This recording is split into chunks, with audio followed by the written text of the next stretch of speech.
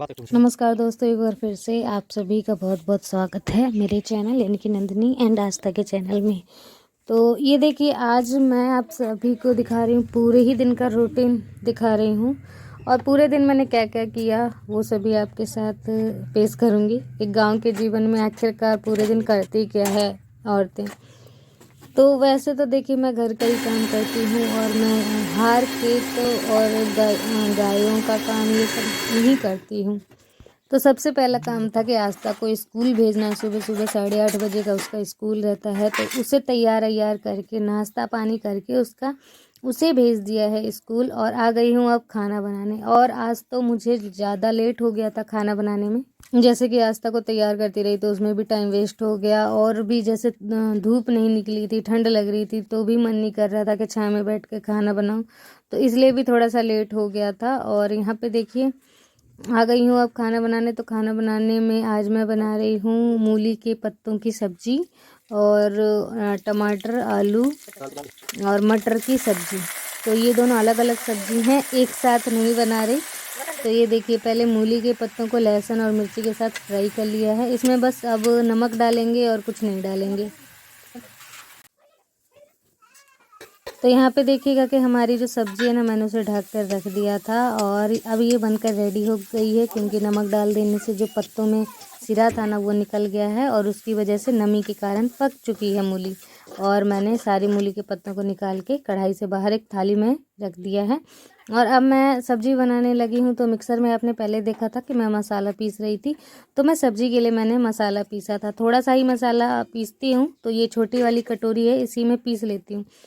तो यहाँ पे पहले मैं मसाला फ्राई कर दूंगी, क्योंकि मटर और आलू को फ्राई करने की शायद उतनी ज़रूरत नहीं है। मटर और आलू की सब्ज़ी ऐसे भी टेस्टी बन जाती है। तो मसाले को पानी में घोल घाल के मैंने सारा ही मसाला कढ़ाई में उड़ेल दिया है और मसाला फ्राई होने देंगे। और उसके बाद मैंने 2 टमाटर ले लिए हैं बड़े बड़े, जो कि पतला पतला बारीक करके काट लिया है मैंने। तो यहाँ पे मसाले में मिला दे रही हूँ नमक और हल्दी, जिससे मसाला अच्छे से पक जाए और कलर भी बढ़िया आ जाए। लेकिन मेरी सब्ज़ी में क्या होता है कि लाल नहीं बन पाती है सब्ज़ी, तो मैं क्या करती हूँ, मिर्ची पाउडर थोड़ा सा डाल देती हूँ, ताकि सब्ज़ी तीखा भी ना हो और थोड़ा सा कलर भी अच्छा लगे सब्ज़ी का। मसाला फ्राई हो गया था ना, तो यहाँ पे मैंने सारी सब्जियाँ डाल दी हैं। इनको थोड़ी देर पका के और पानी डालकर छोड़ दूँगी, पकता रहेगा और थोड़ी ज़्यादा देर तक पकाऊँगी मैं इसे।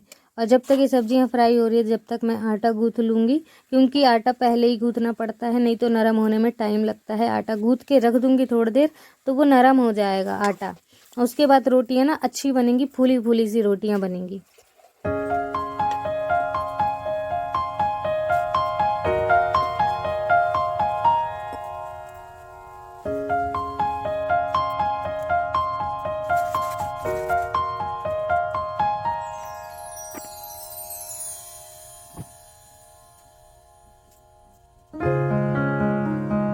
तो आपको बताना चाहूँगी ना कि मैं सारा खाना चूल्हे पे ही क्यों बना रही हूँ। मैं इसलिए चूल्हे पे बना रही हूँ क्योंकि जो हमारा सिलेंडर है ना, वो ख़त्म हो चुका है, गैस ख़त्म हो चुकी है उसकी।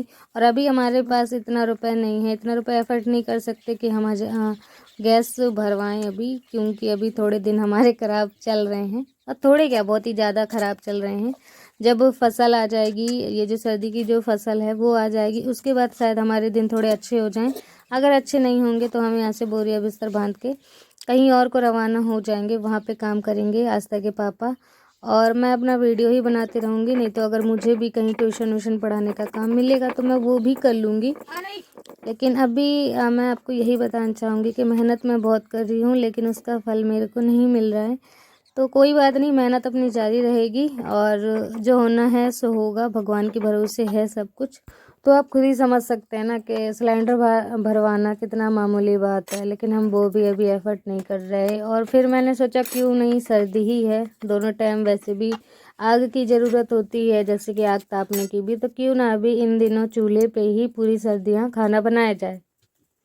खाना भी टेस्टी बनता है, अच्छा भी बनता है, और आग भी हो जाती है बाद में तापने के लिए। जैसे कि रात में खाना बनाओ, उसके बाद खाना खाने के बाद बहुत तेज की ठंड लगती है, तो चूल्हे की जो ये आग है ना, ये वाली, तो ये बहुत रात में बहुत सुकून देती है। जब खाना खा के आप बैठते हो, ठंड सी लगती है, तो फिर आप इसे बैठ के ताप लो और बहुत अच्छा लगता है उसके बाद।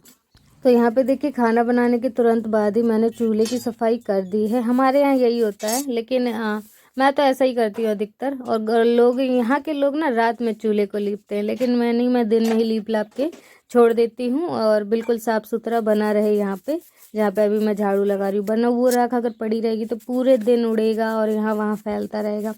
लेकिन यहाँ पे लोग ऐसा नहीं करते हैं। यहाँ पे लोग पूरे दिन राख चूल्हे में भरा रहता है और रात में खाना पीना बनाने के बाद उसे साफ़ कर देते हैं। लेकिन मैं नहीं करती ऐसा।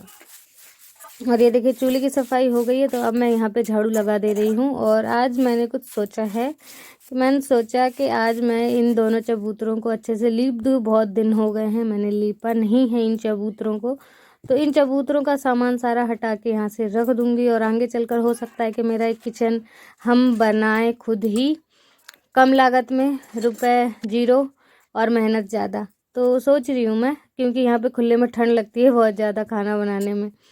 तो मैं देखिए आ गई हूँ यहाँ पे मिट्टी से चूल्हे की लिपाई करने। तो आप ये मत सोचिएगा कि जब ये कह रही हैं कि पैसे एफर्ट नहीं कर सकती तो किचन कहाँ से बनाने लग गई। तो नहीं, किचन ऐसे ही बनाएंगे, कच्ची किचन बनाएंगे। कुछ आइडिया लगाया है, कुछ सोचा है उस हिसाब से। तो पहले तो अब मैं यहाँ की सफाई कर दूँ, यहाँ मिट्टी से पोत दूँ। तो मैंने ऊपर ऊपर का हिस्सा भी, दीवार का हिस्सा भी ले लिया है। ख़राब हो रही थी क्योंकि दीवारें थोड़ी थोड़ी सी चटक रही थी, तो उतना हिस्सा ले लिया और मैंने पूरा नहीं लिया दीवार।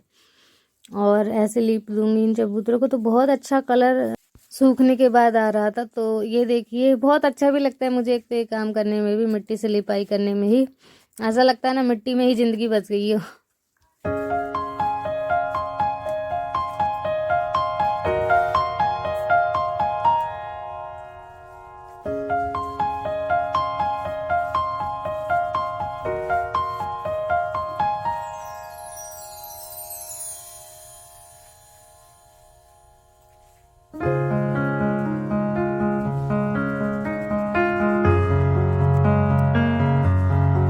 मम्मी के घर में कभी भी ये सब काम करने को मिला नहीं है, तो यहाँ पे जब मिला है ना ये सब काम करना तो अच्छा लगता है कभी, क्योंकि किया नहीं छोटे में, तो अच्छा भी लगता है, सुकून भी मिलता है, घर की सफाई भी हो जाती है, तो इसलिए।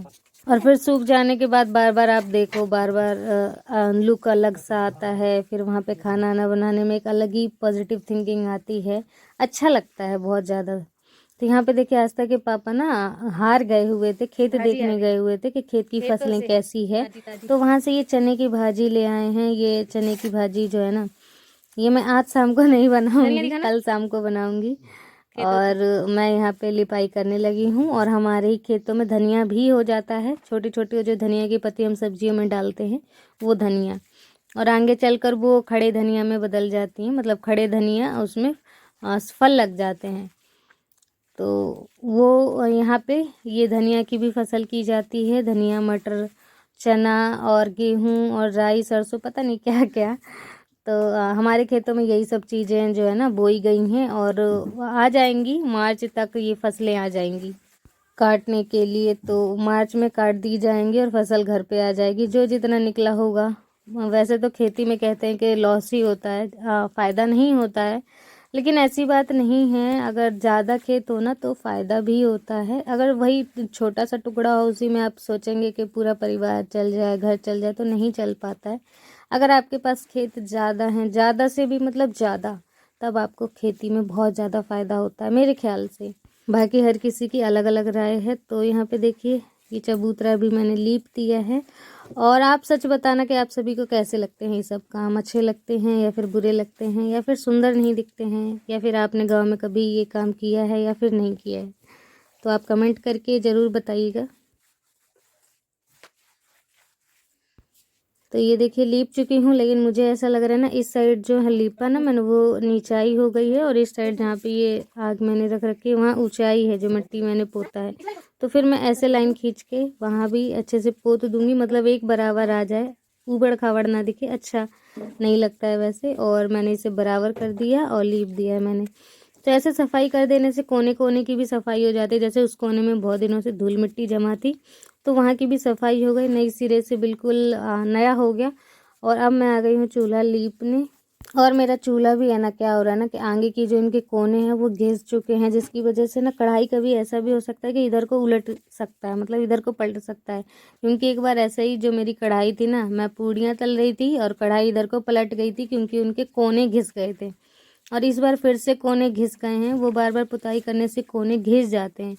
तो मैं क्या करूँगी कि वहाँ पे मट्टी से उसे सुधार दूँगी, वरना कभी ऐसा हो सकता है कि कढ़ाई इस साइड गिर सकती है। तो अब हो गया है खाने का टाइम, मैंने इनका खाना प्रेस दिए, खा रहे हैं और मेरा खाना ये रहा। लग तो रहा है धूप में जाके खाऊं, लेकिन फिर यहीं पे खा लूँगी।